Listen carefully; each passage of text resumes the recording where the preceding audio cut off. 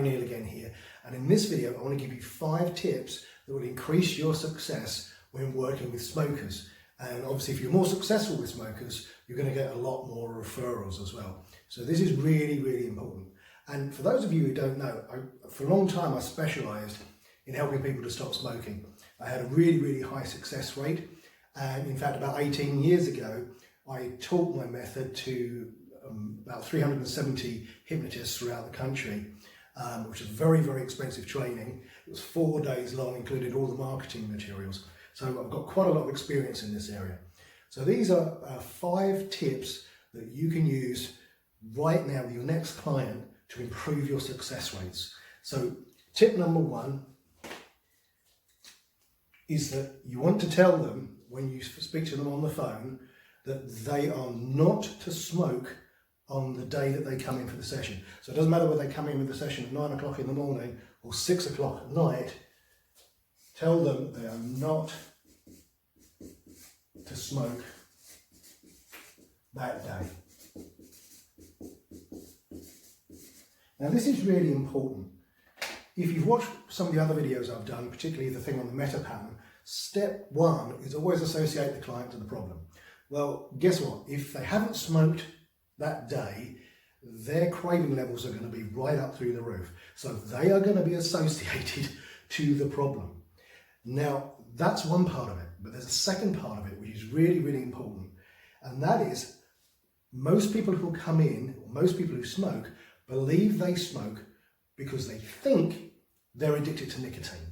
And of course, if you think you're addicted to nicotine, that nicotine is this terrible, horrible, highly addictive drug, then stopping is going to be that much harder.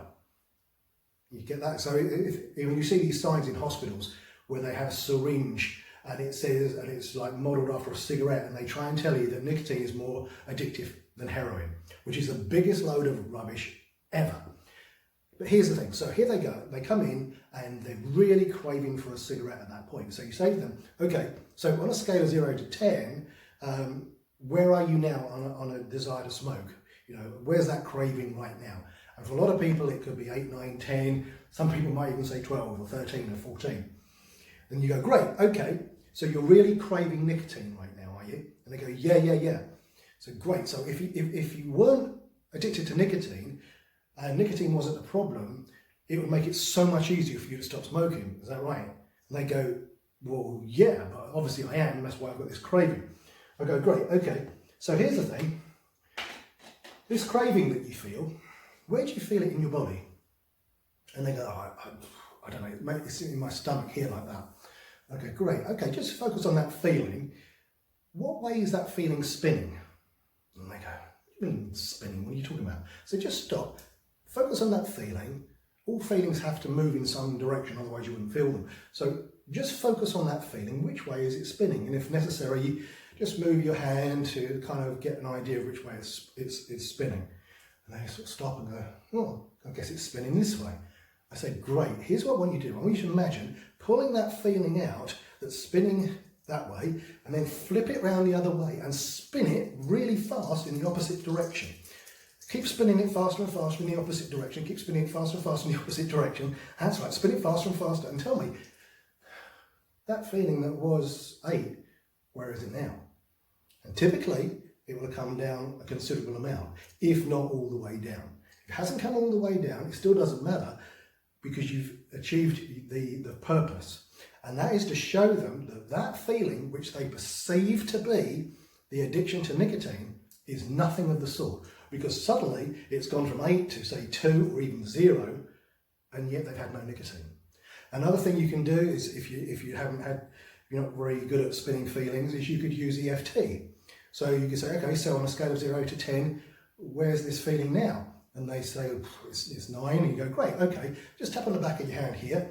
Even though I have this really bad craving for a cigarette, I deeply and completely accept myself. Even though I have this bad craving for a cigarette, I deeply and completely accept myself. Do that 3 times. Then say, oh, this craving, this craving, this craving, this craving, this craving, this craving, this craving. Where are you now? And they go, it's gone. Great.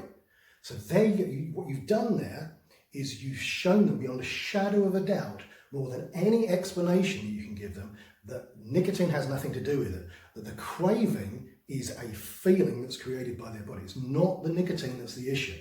So that's your first thing. You've blown out this nonsense that they're addicted to nicotine. So that's the first thing. You've also,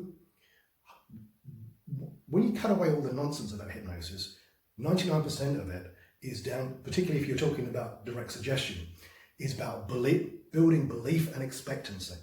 Now, you have straight away, right as they come through the door, built massive belief and expectancy that you can help them to stop smoking, because you've just taken away the biggest craving that they've had.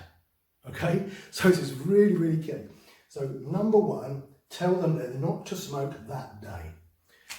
Number two, get leverage. Now this is really, really important, and it's one of the things that so many people ignore. You have to get leverage. What does that mean? It means you have to leverage their pain. Find out where it hurts and ramp it up.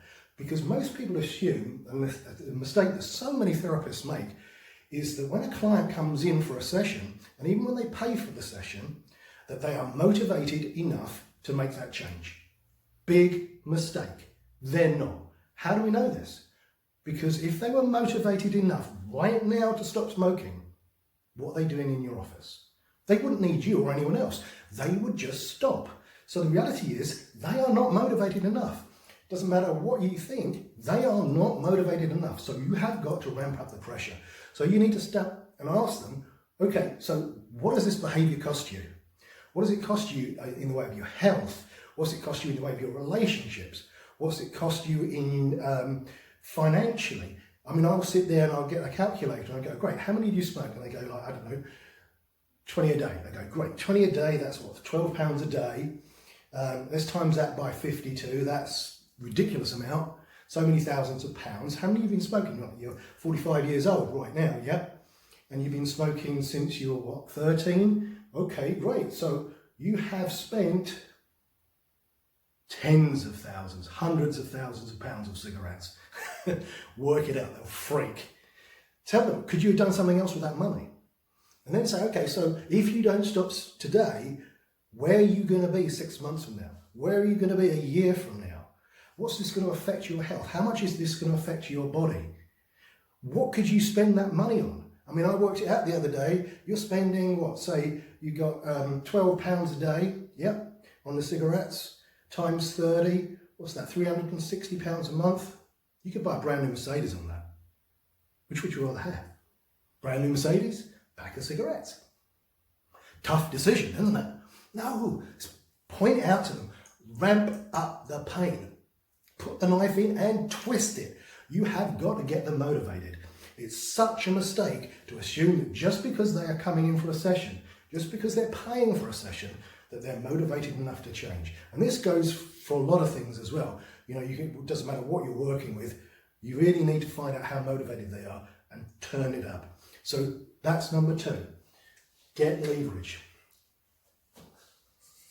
Number three, and this is done in the pre-talk, you want to blow out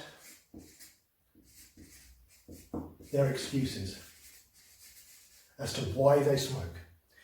You want to blow out the idea that they're addicted to nicotine, and we've already done that if you've done step one, but you can go on to that in further detail.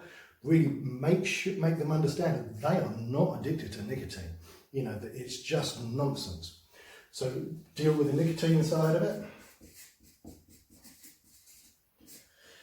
Then deal with the stress side of it. So many people will say, you ask them, why do you smoke? And they say, oh, it helps me relieve stress. I go, okay, great. And here's one of the things I say to them. I say, strange, I used to think of that as well. I used to smoke many, many years ago. And I went to another hypnotherapist to stop smoking. And one of the things he said was, do you smoke at times of stress? And I said, yeah, absolutely. This is my big problem. If it wasn't for the stress, I'm sure I'd be able to stop. So he said, oh, right, okay. So then he said, so how many do you smoke on a day? And I said, I don't know, about 40 a day. He said, great, okay. And then he said, do you work, what sort of hours do you work? And I said, well, at that time I worked in a totally different environment. And I said I work from Monday, Friday. I said, I'm really stressed at work, and every time there's something goes wrong, I reach for a cigarette. He said, oh, right, okay, so fine. So at the weekend, what do you do? And he said, well, I go do this, I do that, I've got all these hobbies and things I do. He said, great, so on the weekend, are you stressed? Said, no, of course not. So he said, how many are you smoking over the weekend? 40 a day. Day in, day out. Doesn't matter whether it's a good day or a bad day, you still smoke the same amount. So you need to point out to them that the stress isn't the issue. If you had a magic wand and you waved that magic wand and miraculously all the stress disappeared out of their life, they would still be smoking. It's not stress that's the problem. So deal with the stress. The other excuse that people will say is that they smoke to relax. Now here's the thing, nicotine is a stimulant. I'm not saying it's addictive, but it is absolutely a stimulant. If you haven't had a cigarette for a while, you have that first cigarette, maybe you've been on a plane or in a theatre or whatever, you have that first cigarette, you get a bit of lightheadedness or palpitations with that first cigarette. What's happening there is your heart rate is beating by about 10 beats per minute extra. So nicotine is a stimulant. You can't smoke and relax. It's physically impossible. But what kind of gives the feeling that you're trying to relax is because you're taking a couple of long, slow, deep breaths. Most people don't breathe properly, particularly anxious people, they definitely don't breathe properly. So when they take a big lungful of air with the nicotine in and the smoke in, the body is trying to relax, but then all the poisons get in the system and you end up more stressed than you were before. So you can't smoke and relax. So really point out, deal with all the excuses. When I used to do these stop smoking seminars and teaching other therapists to work with smokers, as I say, they were over a 4-day period. And being as with the general public, a percentage of those people, even though they were hypnotherapists, smoked. And I would run through this process, and I do a big, deep explanation of my pre-talk, going through all this, really blowing out all the myths. And at the end of the day, many of those people would have stopped smoking, even though we hadn't done the hypnosis part. They would just blown out their own excuses. The other excuse that people use is that they don't have any willpower. Yeah, this is nonsense. They do have willpower, they're just not using it. And I'll use an example, I use quite a graphic example. I say, look, I've got a new way of helping people to stop smoking. You're not going to like it, but it's 100% successful. And I say, this is how it works. I've got a guy in the next room, he's 6'6", he's built like an outside toilet, and he's got a shotgun. And if you think of smoking, he's going to shoot you stone dead. Are you going to smoke? Of course not. No one's that stupid. So the thing is, it's never been a question of whether or not they've got willpower. It's the only question of whether or not they're going to use it. Because in that situation, the motivation would be really ramped up and they wouldn't smoke. So they've got willpower, they're just not using it. So you need to blow out this myth, I don't have any willpower. Blow it out, and then they can give their willpower. They can use their willpower and give it 100%. Number 4, and this is when you come to actually do the hypnosis part, and that's to use tests and convincers before you actually get to the therapy part or the suggestion part of it. Why do you need to do this? Well, as I mentioned earlier, most hypnosis, 90% of hypnosis, is really down to building belief and expectancy. And most people, even though they're coming along to see a hypnotist, even though they may think hypnosis works for other people, most people don't like to believe that they can be hypnotized. So you have got to prove it to them. If you just do a nice, relaxing, progressive relaxation induction with lots of whale music going on in the background and all that sort of nonsense, and sit them, read them a script, you are now a non-smoker, chances are nothing's going to happen, because at the end of the session they're going to be thinking, well, that was nice and relaxing, but I could hear every word. I wasn't hypnotized. That means all those suggestions didn't work. So you have to prove hypnosis. If you prove hypnosis, then the following suggestions will be accepted. So it's never about, people talk about depth of hypnosis. Depth of hypnosis is nonsense. There's no such thing. All you're doing is conditioning them to respond to suggestion. The more they respond, the better they get at it, and the more the suggestions will be accepted. So do tests and convince us. And so one of the things I'll do is I'll do something, for example, like they'll be sitting in the chair and I'll make their arm stuck to the chair. So it's like really stuck hard to the chair. And the harder they try to lift it, the more it stays stuck down to the arm of the chair. And I'll say something like, so, okay, I notice you're really trying to lift that hand. And I can see you get really frustrated. I mean, all your shoulder muscles and everything's getting really tense as you're trying hard in vain to lift that hand. And this might be a kind of feeling that you've been used to, because in the past, you've wanted to stop smoking, but it's felt almost as if there was some part of your mind holding you back. In the same way that arm stuck down to the chair, it feels like some part of your mind is holding that arm down to the chair. What would it be like now if that part of the mind was now willing to go over to the other side, to the side of you that wants to stop smoking, that's willing to do whatever it takes, that's willing to give it 100%? I mean, that would be great. So what you're doing is you're creating a test and convincer, which convinces their conscious mind, first of all, hey, I'm hypnotized. This is really weird. That shouldn't be happening. But then you are utilizing that effect to increase your chance of success with the smoking. The other one I would do, I mean, I don't just do one of these, I do quite a few. Then I'd create numbness in their hand and pinch the back of the hand. And I'd really pinch them hard. And then I have them open their eyes and look at what I'm doing. And I deliberately grow my thumbnail long so it really pinches them hard. So give them a really good hard pinch. Then, whilst you're still doing that, have them open their eyes and look at what you're doing and show them the big nail mark. And I say to them, you know, that shouldn't be happening, should it? You know, you shouldn't have a big nail mark there and not feel any pain. And they go, no, it's weird. And I have to actually talk to them at that point. And I go, great. And I'll then suggest, like, close your eyes.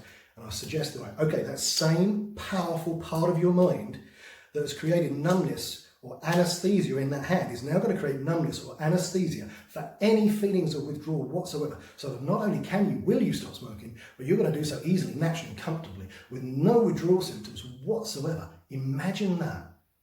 So again, I've done a test, given them something tangible to prove they've been hypnotized, and then utilize that so that it will help them with success. So make sure you use tests. Because if you're doing any type of direct suggestion work and you're not using tests, you are going to have a much lower success rate than people who do tests. And if you're thinking, oh, what if I get it wrong? What if I fail?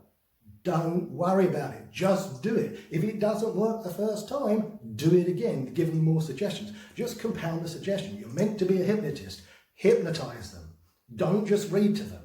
So do that. Do the tests and your success rate will go up. Plus, it will give them something to talk about. Oh, what happened when you went to see that hypnotist? You know, that bugger bit the back of, he twisted the back of my hand with his nail. Look at the bruise I've still got there. I didn't even feel a thing. You give them something to talk about. So use tests. Then at the end of the session, and this is really, really important, so many people screw this up. You need to tell them, be under no uncertain terms, that they can never smoke again. You need to tell them they can never smoke again. Put it really clear for them. Make it out that they're just like the reformed alcoholic. Everyone knows that reformed alcoholic, once they've stopped drinking, can never touch a single drop of alcohol again. Doesn't matter what the situation is, they cannot drink. Same is true with smoking. Once they've stopped smoking, they can never ever take a single puff, drag or draw from a cigarette again. Good day or bad day. If they do, they've blown it, they're back smoking. So make it really clear that once they've stopped, they have to stay stopped. Doesn't matter whether we're talking about a week from now, a month from now, 6 years from now, they have to stay stopped. And as long as they do that, they will be successful. I always like to under-promise and over-deliver. So, I told you there was going to be 5 secrets, 5 tips for success. Here's 6. And this is the real powerful one.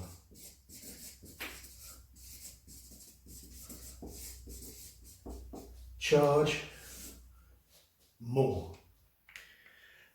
I tested this over and over again. When I said I did the stop smoking seminars many years ago, I did a really long testing procedure of looking at all the different variables as to what worked and what didn't work, and keeping everything the same, the exact parameters the same, but varying the price. One charging £50, the other one charging £300. The success rate charging £300 was much more successful for the client than it was at £50. Why? Because you're not going to get the tire kickers.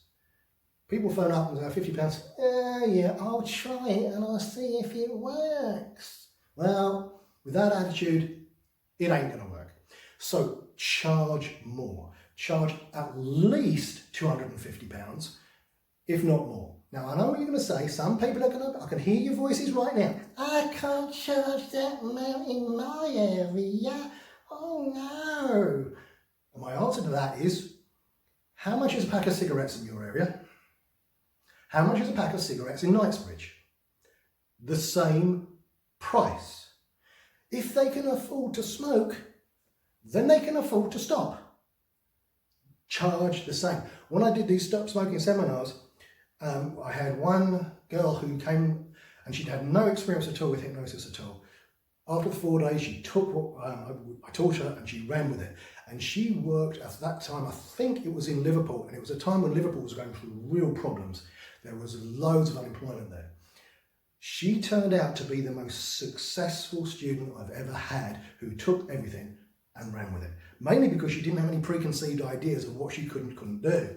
And she was earning, get this, every month in excess of £10,000 a month.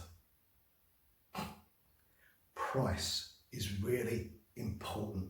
So it doesn't matter where you are in the country, charge a considerable amount of money.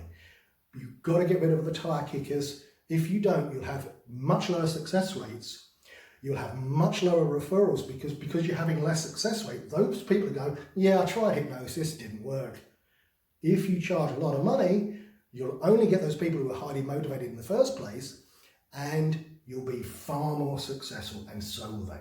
So those are 6 tips that you can use right now from tomorrow to improve your success rate with smokers. So good luck. If you have any questions, let me know, and I'll see you soon.